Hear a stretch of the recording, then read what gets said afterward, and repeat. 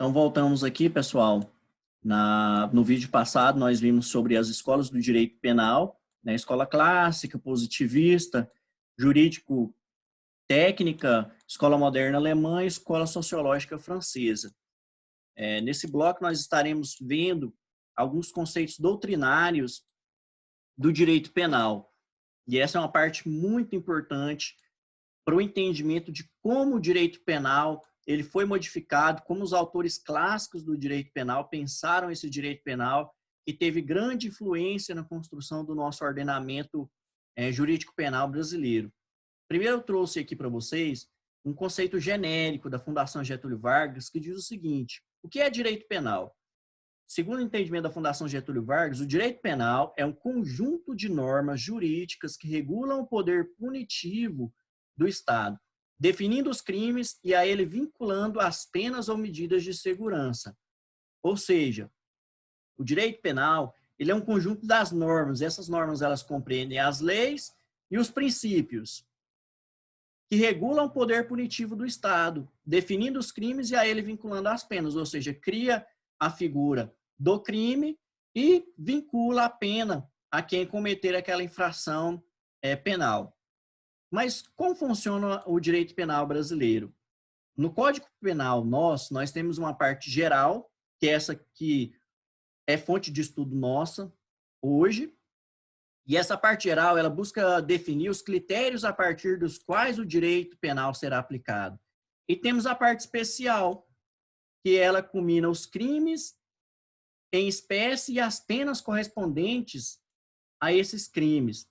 E aí, nós temos um dado importante aqui, sempre que tiver um balãozinho, é uma informação, né? E posteriormente eu vou compartilhar esse mapa mental com vocês, vou deixar o link para vocês. É importante nós entendermos que os crimes aqui, ditos aqui, também abarcam as contravenções penais. E aí, para isso, nós precisamos entender o conceito de contravenção penal. E para isso nós vamos na Lei 3.914, que é a Lei de Introdução ao Código Penal e a Lei das Contravenções Penais, já que no primeiro artigo dessa lei, decreto-lei, nós temos o seguinte: considera-se crime a infração penal que a lei culmina em pena de reclusão ou detenção, quer isoladamente ou alternativamente, ou alternativa ou cumulativamente, com a pena de multa.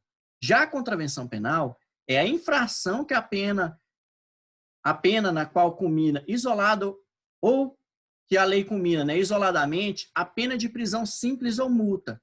Ou seja, as contravenções são aplicáveis às penas de prisões simples ou multas.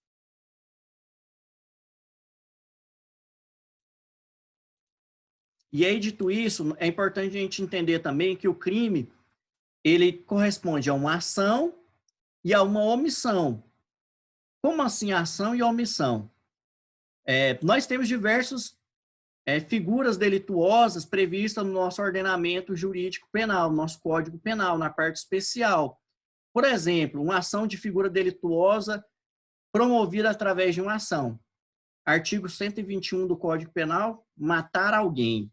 É uma ação, né? Ou seja, o verbo já diz matar alguém.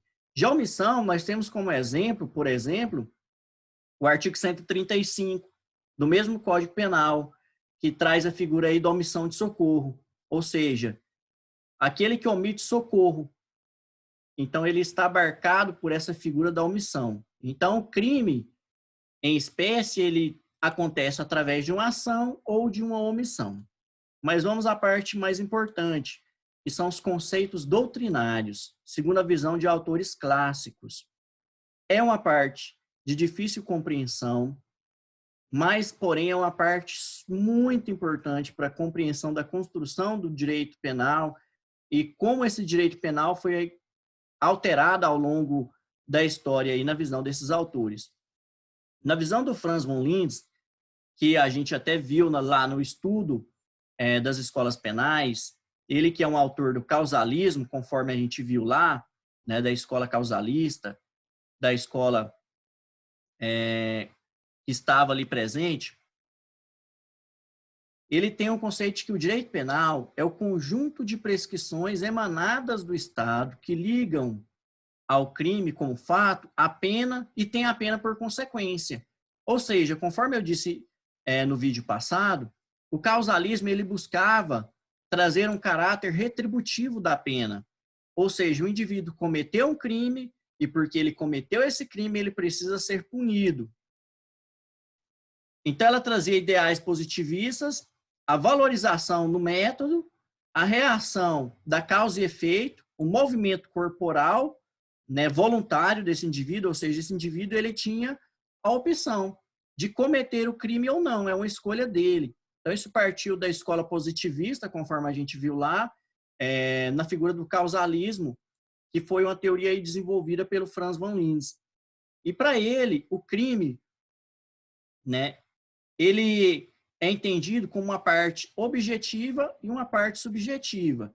A parte objetiva, ela trata da análise do delito. Ela não avalia a intenção do agente. Ou seja, o causalismo aqui, que é um conceito analítico do crime, ele entende que o crime tem uma parte objetiva e uma parte subjetiva. Na parte objetiva, ele está preocupado em entender como acontece o crime e a ação delituosa. Ele não está preocupado com a figura do delinquente. Então, a parte objetiva ela é dividida em fato típico e antijuridicidade. Antijuridicidade é o mesmo que ilicitude. Sendo que o fato típico ele se desmembra aqui na ação ou conduta, né, do indivíduo, e aí vale lembrar que se não existe uma ação ou conduta livre, não há que se falar em crime. Tá? Ou seja, a ação ou conduta é a inervação muscular, o impulso muscular, sem avaliar a intenção do agente. Ou seja, a capacidade desse agente de promover essa ação. O resultado, né, que se dá com a modificação do mundo exterior pelo comportamento do agente, por exemplo, matar alguém. Qual é a modificação do mundo exterior? A modificação é que o sujeito estava vivo, agora ele não mais está. Isso se deu em razão de um homicídio, ou seja, da ação, de uma conduta de um terceiro, que modificou o mundo exterior. Já o nexo, ele é o vínculo entre o resultado e a conduta. Foi essa conduta desse terceiro agente aqui que promoveu essa modificação no mundo exterior, ou seja, que promoveu a morte, né, o homicídio? Sim, então há um nexo causal. Tipicidade, que é a adequação ao tipo penal previsto. E aí, a ilicitude, que é contradição ao fato, do fato à lei. Né? Ou seja, o fato é contrário àquilo que a lei prevê, aquilo que a lei defende. E aí nós temos a parte subjetiva, que vem analisar a figura do indivíduo enquanto a sua vontade, a vontade do indivíduo. Ou seja, é o vínculo que une o autor do fato ao crime por dolo ou culpa. Ou seja, a intenção. E aí se desmembra aqui em imputabilidade, dolo ou culpa. Imputabilidade, ou seja, a capacidade desse agente de entender o caráter criminoso do seu fato. Dolo ou culpa, o dolo é a intenção de praticar aquele fato. E a culpa é uma negligência, uma imperícia, uma imprudência daquele agente que ocasionou aquele fato criminoso. Então, nós temos aí que o conceito analítico do crime segundo o causalismo na visão do Frans von Linz é isso. E aí nós temos um outro autor muito importante que é o Hans Wiesel. O Hans Wiesel, ele entende que o direito penal é a parte do ordenamento jurídico que determina as características da ação delituosa e que lhe impõe penas ou medidas de segurança. E aí, trago algumas observações, indicação de leitura aqui, né? Para quem tiver vontade de ler, entender um pouco mais sobre a teoria do Hans Wiesel, que é a teoria finalista, deixo a indicação do Novo Sistema Jurídico Penal, que é uma obra dele. E segundo ele traz nessa obra até uma frase muito conhecida, que é a seguinte: a finalidade é dito como forma gráfica, evidente, e a causalidade é cega. Então, observa que, de certa forma, ele até muito diretamente, faz uma crítica ao causalismo. Por quê? Na compreensão dessa frase é que a gente entende a teoria do finalismo. Ou seja, a finalidade é evidente, é possível ver o que vai acontecer lá no futuro, e para que isso não aconteça, eu vou aplicar a pena aqui. Já a causalidade é cega. Ela está punindo o indivíduo porque ele cometeu um crime, mas não está se preocupando em prevenir que esse cidadão ele cometa esse crime no futuro novamente. Por isso ele diz que a causalidade ela é cega. Então nós temos que o finalismo é a capacidade de enxergar o que vai acontecer. Por isso diz que o finalismo ele é evidente. Ele busca entender o que vai acontecer no futuro. E essa é a teoria adotada pelo Código Penal brasileiro, segundo o entendimento de grande parte da doutrina, que é uma teoria tripartida, onde a conduta é dirigida a uma finalidade. E a conduta aqui ela é típica, ilícita e culpável. Então, no conceito analítico do crime, segundo o Hans Wiesel, através do finalismo, ele entende que a conduta ela é típica, ilícita ou antijurídica, né, e culpável. A conduta típica, ela é a ação ou omissão humana antissocial que, norteada pelo princípio da intervenção mínima, consiste numa conduta produtora de um resultado que se adequa a um modelo de conduta proibida pelo direito penal. E aí, nós temos que essa conduta típica, ela é promovida por um fato humano indesejado, né, ou seja, pela norma, e é uma conduta causadora de um resultado ajustado pelo tipo penal. A ilicitude ou antijuridicidade, conforme a gente viu anteriormente, é um fato contrário à lei. Já a culpabilidade, na visão aqui do Hans Wiesel, ela se desmembra em imputabilidade, potencial consciência da ilicitude, ou seja, o sujeito que cometeu a figura delituosa, ele tinha consciência dessa ilicitude que ele cometeu, dessa figura ilícita, e a exigibilidade de conduta diversa, ou seja, era exigido desse indivíduo ter uma conduta diferente da que ele teve. Se não era exigível, então esse indivíduo ele não está abarcado pela culpa. Por consequência, não seria necessário que esse indivíduo respondesse, fosse criminalizado, né? Ou seja, fosse apenado. E aí nós trazemos a escola também do Klaus Roxin, a figura do Klaus Roxin, que é um autor moderno, que nós temos aí. Ele vem trazer o conceito analítico do crime, do funcionalismo teleológico. Segundo Klaus Roxin, o direito penal ele constitui a soma de todos os preceitos que regulam os pressupostos e consequências de uma conduta em relação à qual é combinada uma pena ou medida de segurança. Vamos entender um pouco mais esse funcionalismo teleológico. Para ele, a função do direito penal é a proteção dos bens jurídicos. A conduta é um comportamento voluntário de relevante e intolerável lesão ou perigo de lesão ao bem jurídico tutelado pela norma penal.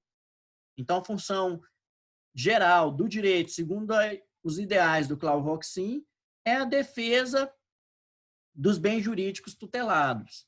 E aí nós temos talvez o bem jurídico mais importante, que é a própria vida, né? Tutelado pelo ordenamento, o direito à vida, né? Que vem aí da nossa Constituição Federal previsto ali. E aí o direito penal, ele vem trazer, por exemplo, a figura aí típica do homicídio, que contraria esse direito à vida que nós temos, esse bem jurídico tutelado que nós temos. E segundo o funcionalismo teleológico, o crime, ele é entendido como fato típico, antijurídico ou ilícito, né? E aí o interessante aqui, que ele traz, a novidade, é que ele traz o conceito de responsabilidade. Ou seja, sendo o agente responsável, incide a culpabilidade como limite da sanção de pena. Mas como assim?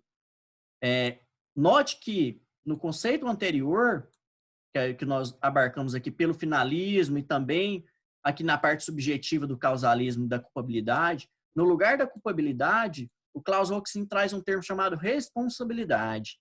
esse termo de responsabilidade ele é abarcado pela imputabilidade, conforme tinha previsão anterior, potencial consciência de ilicitude, conforme também estava previsto anteriormente, exigibilidade de conduta diversa, conforme também está previsto no finalismo, só que ele acrescenta um tópico aqui, a necessidade da pena, a necessidade de apenar esse indivíduo para combater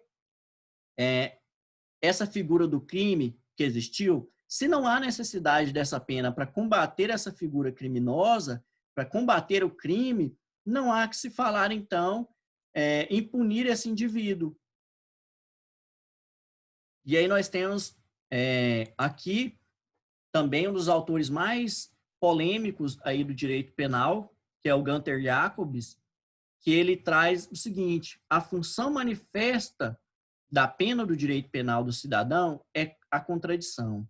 E no direito penal do inimigo é a eliminação do perigo. Os correspondentes tipos ideais praticamente nunca aparecerão em uma sua figura pura. Ambos os tipos podem ser legítimos. Veja bem, o Jacobs aqui, ele vem, de certa forma, resgatar a figura delituosa do delinquente que o Lombroso havia previsto lá na escola que nós vimos anteriormente, bem atrás. Né? Por quê? Aqui ele traz a figura de um direito penal do inimigo. Ou seja, no ideal do Jacobs, existiam dois tipos de indivíduo. O cidadão comum, cidadão de bem, e o inimigo da sociedade. E para compreender esse fenômeno do direito penal do inimigo, nós precisamos entender a visão do Jacobs, que ele diz o seguinte: a função do direito é apenas assegurar a norma, assegurar a vigência do sistema. A conduta para ele era considerada como comportamento humano voluntário causador de um resultado evitável e violador do sistema, frustrando as expectativas normativas. E aí, eu trouxe aqui um alerta: tolerância zero para ele. Para aquele que era entendido como inimigo da sociedade, tolerância zero. E ele foi o autor, então, do funcionalismo radical. E na visão analítica do crime pelo funcionalismo radical, o crime precisava ser analisado sobre duas vertentes: o direito penal do inimigo e o direito penal do cidadão. O direito penal do cidadão é o direito penal comum, que nós conhecemos. É aquele indivíduo que, em algum momento da vida, comete um crime. Porém, esse indivíduo, ele não se reitera na prática delituosa. Ele cometeu um erro e precisa ser apenado, porém, ele não é inimigo da sociedade. Já o direito penal do inimigo, ele pode ser visto e descoberto de várias formas. Entre elas, por exemplo, aquele cidadão que se reitera no crime, por exemplo, o cidadão que pratica vários roubos reiterados, né, que é reincidente em algum caso específico penal, né, algum ilícito penal, ele poderia ser visto como inimigo da sociedade. Também aquele indivíduo que comete crimes odientos, aqueles crimes que são repudiados pela sociedade com muita veemência, como, por exemplo, o terrorismo. Então, bastaria cometer uma única vez essa ação delituosa para que esse inimigo fosse visto como um inimigo da sociedade. E aqui eu trago até uma informação interessante, que se nós formos fazer uma analogia ao direito penal brasileiro, nós vamos entender que a figura do direito penal do inimigo está presente no nosso ordenamento jurídico. Como, por exemplo, a lei de drogas, que vem dar um tratamento especial à figura do criminoso,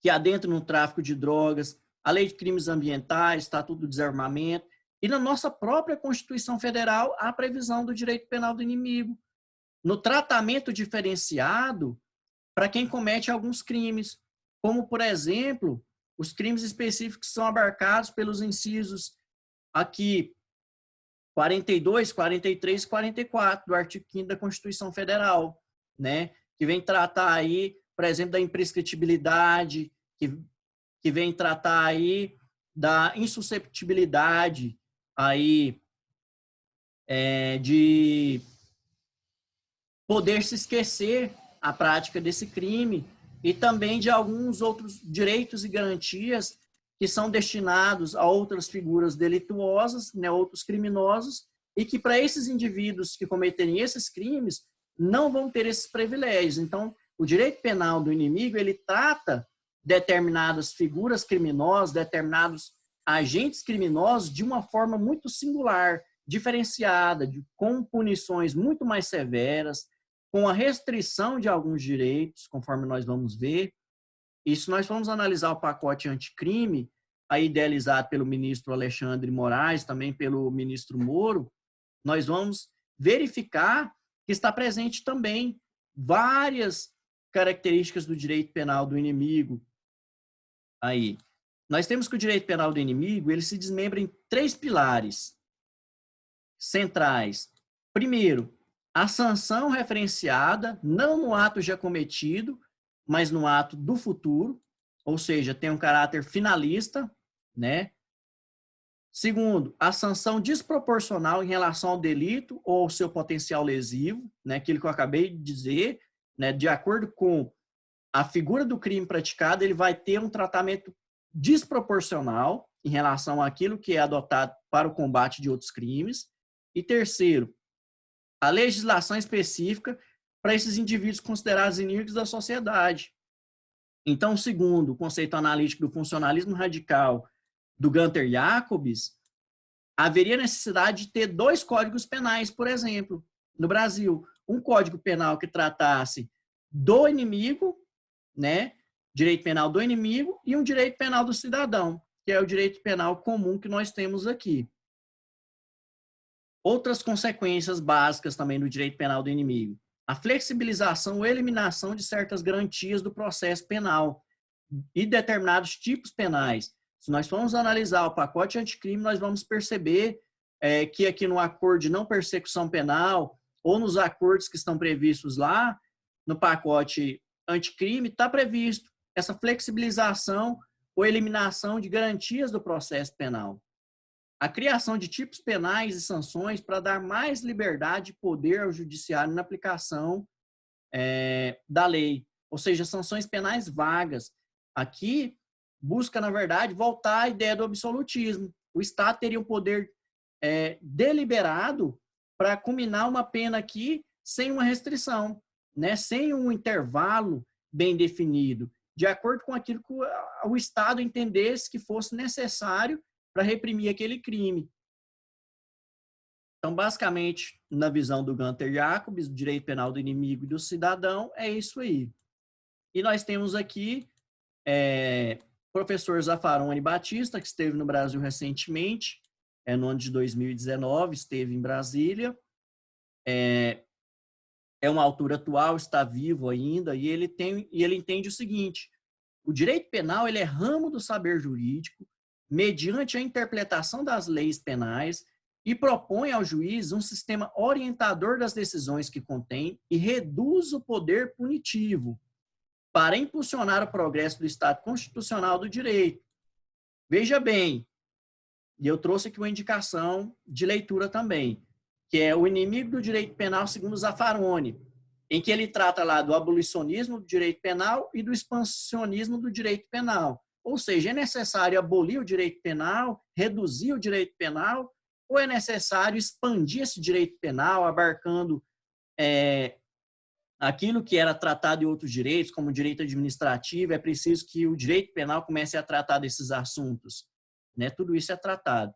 A visão do Zaffaroni Batista, ela é completamente contrária à visão do Jacobs. Por quê?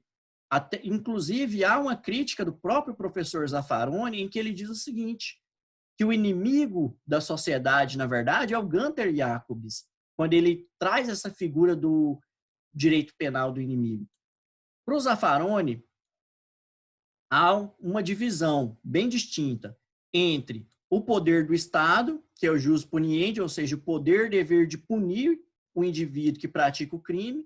No entanto, o indivíduo ele tem o jus libertatis, ou seja, ele tem direito à liberdade.